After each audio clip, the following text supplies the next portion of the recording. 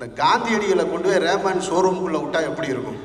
இங்கே ஒருவேளை எனக்கெல்லாம் கொடுக்காம இருக்காங்கன்னு சொல்லி நான் அதுக்காக நன்றி சொல்லிக்கிறேன். நான் இல்லைன்னா சீக்கிரம் 10 ரூபா கொடுத்து எங்களெல்லாம் அனுப்பிச்சி விட்ருவாங்க.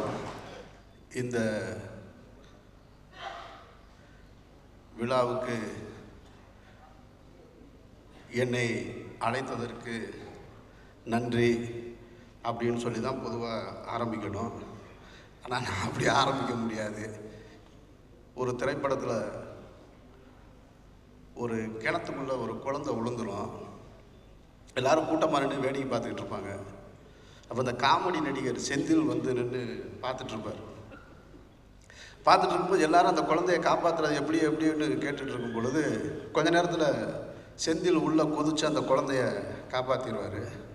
காப்பாற்றின உடனே எல்லோரும் செந்திலை கட்டி பிடிச்சி பாராட்டு திருப்பாங்க. இவ்வளோ பேருக்கு இல்லாத தைரியம் உனக்கு எப்படியா வந்துச்சுன்னு. அப்போ செந்தில் திருப்பி கேட்பார், அதெல்லாம் சரி, இப்போ உங்களை மாதிரி நானும் வேடிக்கை தானடா பார்த்தேன், என்ன யாரா தள்ளி விட்டு. அந்த மாதிரி இந்த விழாவுக்கு என்னை ஒருத்தர் தள்ளி விட்டார். அவர் இன்னைக்கு காணாம். சேரன் தான் இந்த விழாவுக்கு என்னைய நீங்கள் வரணும்னு சொல்லி கூப்பிட்டது. தள்ளி விட்டவர் போயிட்டார். இப்போ காரணம் என்னென்னா, எனக்கு வந்து நீங்கள் இந்த விழாவும் இந்த மேடையில் அமர்ந்திருக்கவர்களும் இங்கே அரங்கத்தில் இருக்கிறவர்களும் நான் வரும்பொழுது உள்ளே வரும்போது பேசிக்கிட்டு இருந்தவங்களையும் பார்க்கும் பொழுது இந்த காந்தியடிகளை கொண்டு போய் ரேமான் ஷோரூமுக்குள்ளே விட்டால் எப்படி இருக்கும்? அவர் போட்டிருக்கிறது ஒருத்தரை கதராடை. அவரை போய் நீங்கள் கலர் கலராக துணி எடுங்கன்னு சொன்னால் அவருக்கு எப்படி முழிப்பாரோ அதுபோல தான் எனக்கு இருந்தது. ஏன்னா எனக்கும் கவிதைக்கும் இலக்கியத்துக்கும் அது ரொம்ப தூரம். நான் தினத்தந்தியில் சிந்து பார்த்து கன்னித்தீவு படித்து வளர்ந்தாள். இது பல இடங்களில் நான் சொல்லியிருக்கேன். நான் எனக்கு இந்த கவிதை இலக்கியம் இதெல்லாம் வராதுங்க. சினிமாவை பற்றி கேட்டிங்கன்னா சின்ன வயசுலேருந்து பார்த்தது பழனியப்ப சொன்ன மாதிரி பாக்கியராஜ் சார் படம், பாரதிராஜா சார் படம், பாலச்சந்தர் சார் படம்னு. இப்போ அவங்களுக்கு ஒரு பாராட்டு விழா அப்படின்னு சொன்னால் அவங்க பார்த்த படங்களில் இருக்கிற ஒரு காட்சியை எடுத்து சொல்லி பாராட்டிடலாம். ஐயாவை பற்றி பாராட்டுறதுனா நான் எந்த கவிதையை படித்தேன், எனக்கு என்ன தெரியும், எந்த இலக்கியத்தை நான் புரட்டி பார்த்தேன், ஒன்றும் தெரியலை. சரி, காலையிலேயே பழனியப்பன்ட்ட கேட்டேன். நான் ஏங்க இன்றைக்கி ஒரு ஃபங்க்ஷன் இருக்குது, இது போகலாமா, எப்படி ஏதாவது? ஆமாங்க, நான் இன்னும் ஒரு புத்தகம் கூட ஒன்றுமே படிக்கலைங்க அப்படின்னாரு. நான் சொன்னேன், சரி கடைசி நேரத்தில் ஏதாவது படிச்சுட்டு வந்துடுவீங்க, நான் என்ன பண்ணுறதுன்னு தெரியலைங்கன்னு. எனக்கு இந்த பிரச்சனை ஒரு பக்கம். இதை தாண்டி இன்னொரு மிக முக்கியமான பிரச்சனை, ஒரு 5 மணிலேருந்து எனக்கு போராட்டம். ஏங்க இந்த விழாவுக்கு போகிறீங்களா நீங்கள் அப்படின்னு ஒரு முக்கியமான ஒரு நபர் கேட்குறாரு. இந்த சமூகத்தின் மிக முக்கியமான நபர். ஆமாங்க போகணுங்க, வண்டி வர சொல்லியிருக்கேன், இப்போ கிளம்பணுன்னு. அதில் கொஞ்சம் சிக்கல் இருக்கும் போல இருக்கு அப்படின்னாரு. என்னங்க விழாவில் என்னங்க சிக்கல் இருக்குது அப்படின்னு கேட்டார்.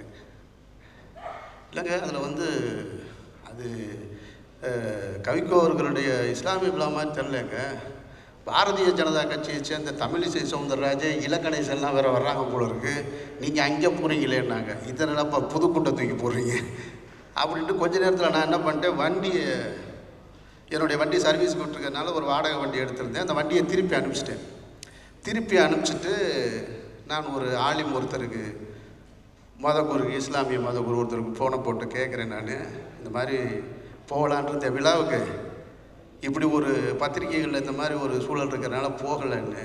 அப்போ அவர் சொன்னார், முதல்ல நீங்கள் யாராக இருக்க விரும்புகிறீங்க அப்படின்னு கேட்டார்.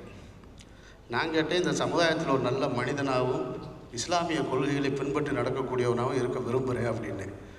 அப்படின்னா முதல்ல கொடுத்த வாக்கை காப்பாற்றவன் இஸ்லாமியனே கிடையாது, நீங்கள் எப்படி இஸ்லாமியனாக இருக்க முடியும்?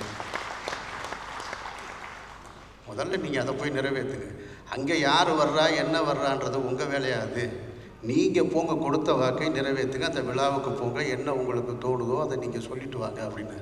அதுக்கு போன வண்டியை திருப்பி வர சொல்லி வேக வேகமாக கிளம்பி அப்படித்தான் இந்த விழாவுக்கு வந்து சேர்ந்தேன். இந்த விழாவுக்கு வந்து சேர்ந்த நேரத்தில்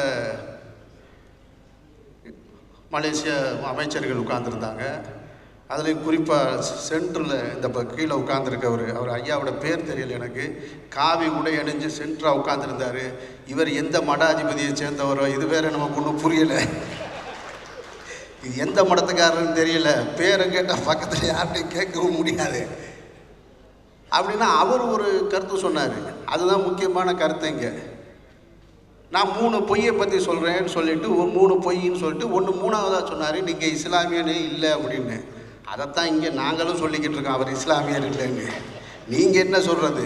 எங்களை போன்றவர்கள் திரைத்துறையிலையும் இலக்கியத்திலையும் கவிதையிலையும் அல்லது அரசியல்லையும் ஈடுபடுறவங்க எல்லாத்துக்குமே இந்த இந்தியாவில் ஏற்படுற நிலைமை என்னென்னா, நாங்கள்லாம் இஸ்லாமியர்களே கிடையாதுன்னு ஒரு பக்கம் ஆலிம்கள் பூரா பத்துவா கொடுத்துக்கிட்டு இருக்காங்க.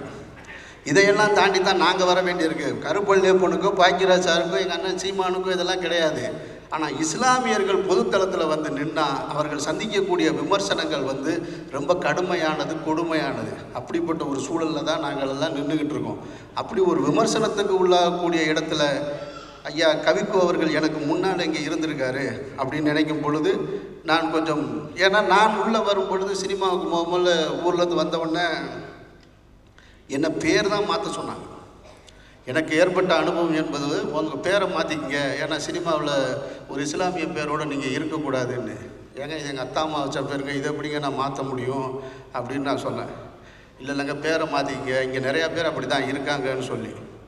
ஆனால் நான் இதே பேரோடு தான் இருந்தேன். ஆனால் எனக்கு முன்னால் ஒருத்தர் ஐயா அவர்கள் கவிக்கோ அப்துல் ரஹ்மான் என்ற பெயரோடு கவியை முன்னாலே வச்சுக்கிட்டு எனக்கெல்லாம் முன்னோடியாக இங்கே வாழ்ந்திருக்கிறார் என்பது பெருமையான ஒரு விஷயமாக இருக்கிறது. சரி, என்ன பேசலாம்? சரி, வாழ்க்கை குறிப்பை பற்றி ஒரு புக்கு ஒன்று கொடுத்தாங்க, ஐயாவுடைய வாழ்க்கை குறிப்பு. அதை எடுத்து வச்சுருந்தேன். சரி, இதை போய் இப்போ அப்படியே பார்த்து மைக்கு முன்னால் நின்று அடித்து விட்ருவோம். கலைஞர் என்னமோ சொல்லியிருக்காங்க, பெரிய பெரிய அறிஞர்கள்லாம் சொல்லியிருக்காங்கன்னா அதை எஸ்பி முத்துராமன் சார் சொல்லி முடித்தார். அதுக்கப்புறம் பக்கத்தில் உட்காந்துருக்கிற மேட்ரு வேணா சரி ஒரு புக்கு படிக்கிறாப்புல பழனி அப்பேன், அந்த புக்கில் இருந்து எதாதுன்னா அந்த புக்கு பேரை மனப்பாடம் பண்ணுறதுக்கே எனக்கு ரொம்ப நேரமாக போராட்டமாயிருச்சு. இது சிறகுகளின் நேரம் நினைக்கிறாரு. சரி, இந்த பேரையாவது குறைந்தபட்சம் போய் உச்சரிச்சுட்டு அது வரும் ஐயாவோட இருந்ததுக்கு அப்படின்னு. அதுக்கப்புறம் பார்த்தா இங்கே வந்து ஒரு 42 நூல் தொகுப்புகள் வெளியிட்டிருக்காங்கன்னு சொல்லி தகவல்களை சொல்லிகிட்டு இருக்காங்க. எனக்கு உண்மையிலே நான் சொல்கிறேன், நான் வெட்கப்பட்டு சொல்லக்கூடிய ஒரு விஷயம், எனக்கு இன்றைக்கி தான் தெரியும் அவர் மதுரையை சேர்ந்தவர் அப்படின்னு. அந்த அளவுக்கு தான் எனக்கும் இலக்கியத்தும் கவிதைக்குமான தூரம் இருந்தது. இன்றைக்கு நான் இதை படிக்கும் பொழுது தான் மதுரையைச் சேர்ந்த ஒருவர் இன்றைக்கு இவ்வளவு பெரிய உயரத்தில் இருக்கிறார் என்பதை நான் சொல்லி இந்த மேடையில் நான் அதுக்காக வருத்தம் படுறேன். உங்ககிட்டெல்லாம் வருத்தப்பட்டு நான் மன்னிப்பு கேட்டுக்கிறேன். ஐயா சென்று வந்த நாடுகளோட லிஸ்ட்டு ஒன்று பெருசாக இருந்தது. ஏன்னா இந்த நாடுகளுக்கெல்லாம் நாங்கள் எல்லாருமே போயிருக்கோம். இந்த இஸ்லாமிய சமூகத்தை சேர்ந்தவர்கள் எவ்வளோ பேர் போயிருக்கோம்.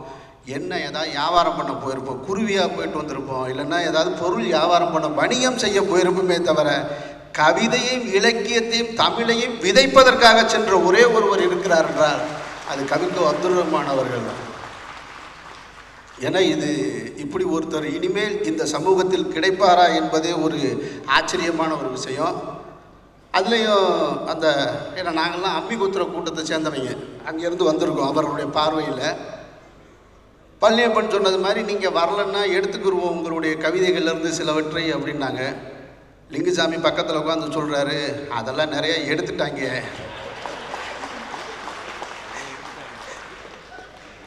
அதெல்லாம் பல பேர் எடுத்தாச்சு, நீங்கள் உங்களுக்கு புரியலையா? நன்றி உரைன்னு நான் முத்துக்குமாரில் போட்டிருக்கு தெரியலையா அப்படின்னு கேட்டார். ஆனால் மரியாதைக்குரிய கவிக்கோ அப்துல் ரஹ்மான் அவர்களுடைய இந்த உயர்வு இறைவன் இந்த சமூகத்தில் உங்கள் பங்களிப்பு இருக்க வேண்டும் என்பதற்காக கொடுத்தது. எங்களது இஸ்லாமிய சமூகம் என்பது ஆலிம்களுடைய கட்டுப்பாட்டில் இருந்து இப்பொழுதுதான் இலக்கியங்களும் கவிதைகளும் எழுதக்கூடிய அல்லது முற்போக்கு சிந்தனையாளர்கள் அல்லது ஆசிரியர்கள், மருத்துவர்கள் என்று இப்பொழுதுதான் கைமாறி வந்திருக்கிறது. எங்களுக்கு அதில் உள்ள சிரமங்கள் என்னவென்று தெரியும். நிறைய பிரச்சனைகள் இருக்குது. ஒரு கருத்தை சொல்லிட முடியாது. ஏன்னா ஏஆர் ரஹ்மான் ஒரு திரைப்படத்துக்கு இப்போ இசையமைச்சதுக்கு மும்பையில் இருக்கிற ஆலிம்கள் எல்லாம் சேர்ந்து 10 ரூபா கொடுத்துட்டாங்க அவருக்கு. இங்கே ஒருவேளை எனக்கெல்லாம் கொடுக்காமல் இருக்காங்கன்னு சொல்லி நான் அதுக்காக நன்றி சொல்லிக்கிறேன். நான் இல்லைன்னா சீக்கிரம் 10 ரூபா கொடுத்து எங்களெல்லாம் அனுப்பிச்சி விட்ருவாங்க.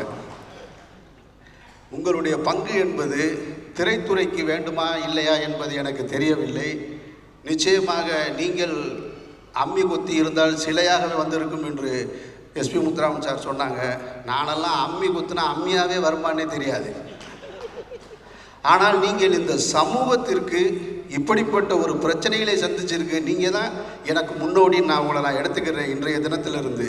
அதனால் நீங்கள் இந்த சமூகத்திற்கு எடுத்து சொல்ல வேண்டியது, இந்த சமூகம் நம்மளை பார்க்குற பார்வையிலிருந்து வேறுபட வேண்டும் என்பதை உங்களது கவிதைகளின் இலக்கியங்களும் மூலமாக இனிமேல் சொல்வீர்கள் என்ற நம்பிக்கையும் கோரிக்கையும் உங்களிடம் வைத்து விடைபெறுகிறேன். அஸ்ஸலாமு அலைக்கும். எல்லாமே தனியார் மயம். தாராளமயம் அப்படின்னு என்ன அர்த்தம்? எவ்வளவு வேணாலும் கொள்ளையடி, எத்தனை பேர் வேணாலும் கற்பழி, எவ்வளவு பேர் வேணாலும் கொலை செய்யி, யாராவது கண்டுபிடிச்சிட்டா பதையும் மட்டும் விளைவிக்க. இதுதான் தாராளமயம். இன்னைக்கு கட்டையை குறுக்க போட்டு 50 கிலோமீட்டருக்கு 50 ரூபா வசூலிச்சுட்டு இருக்காங்க. எல்லாம் திருட்டு.